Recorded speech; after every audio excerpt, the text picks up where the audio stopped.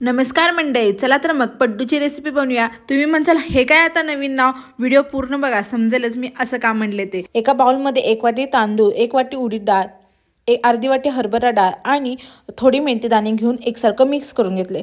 Mix करून झाल्यानंतर त्यात मी पाणी घालून 3 ते 4 वेळा हे हाताने मिक्स करून स्वच्छ धुवून घेतलेलं आहे, जेणेकरून त्याच्यावरची पावडर निघून जावी।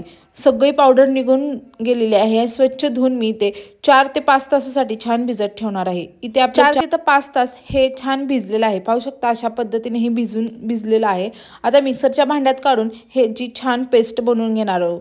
थोडं रवाळ पद्धतीने मी बारीक केलेलं आहे, जास्त जाड नाही ठेवायचं, रवाळ पद्धतीने। इथे मी चमच्याने तुम्हाला दाखवत आहे, अशा पद्धतीने मी पीठ बारीक केलेलं आहे। इथे मी सगळं पीठ बारीक करून घेतलेलं आहे। हे 12 तासासाठी आपण भिजत ठेवूया। आपण पड्डूची रेसिपी करत आहोत। कढईत तेल गरम करत ठेवलं, जिरे, मोहरी, कढीपत्ता, उडीद डाळ हे तेलात 1-2 ते 3 मिनिटं परतून घेऊया। नंतर बारीक चिरलेला कांदा आणि कोथिंबीर ते पण 2 ते 3 मिनिटं आपण छान तेलात परतून देऊया आणि चवीनुसार मीठ आणि थोडंसं हिंग घातल्यानंतर 2च मिनिटं आपण हा गॅस चालू ठेवूया। लगेच गॅस बंद केल्यानंतर हे पूर्ण थंड होऊन देऊया। तोपर्यंत आपण चटणी बनवूया। 1 चमचा फुटाण्याची डाळ, पुदिना, कोथिंबीर, आलं, लसूण, मिरची आणि थोडेसे जिरे घालून आणि चवीनुसार मीठ, दही आणि हे सगळं मिक्सरला बारीक करून घेऊया। इथे मिक्सरला आपण बारीक करून घेतलेलं आहे।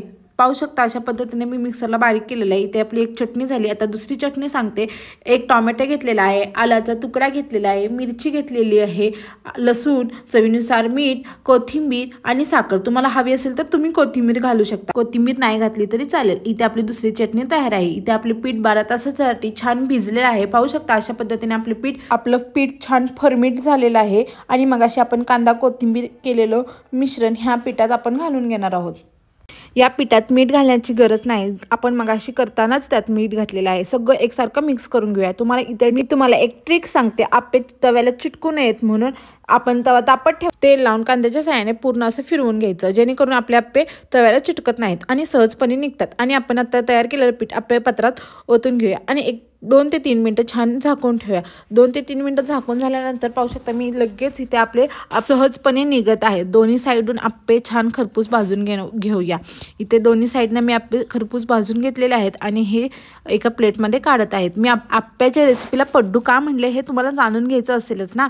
मी आप्प्याच्या रेसिपीला पड्डू असं म्हणले की मी बेंगलोरमध्ये राहते आणि बेंगलोरमध्ये आप्प्याला पड्डू म्हणतात, म्हणून मी आज बोलले पड्डूची रेसिपी बघूया। कशी आहे बेंगलोरमधली पड्डूची रेसिपी नक्की कमेंटमध्ये सांगा। आवडली असेल तर लाईक करा। आहे ना गंमत काहीतरी?